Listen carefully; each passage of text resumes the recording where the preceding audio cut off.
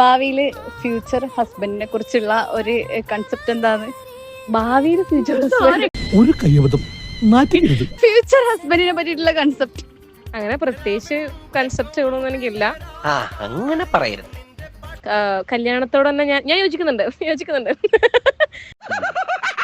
കുടി വലി ഒന്നും പാടില്ല, കുറച്ച് വലിക്കാൻ പാടില്ല. പിന്നെ ഭയങ്കര കെയറിങ് ആയിരിക്കണം, കെയറേട്ടായി ആയിരിക്കണം, പിന്നെ ലവിങ് ആയിരിക്കണം.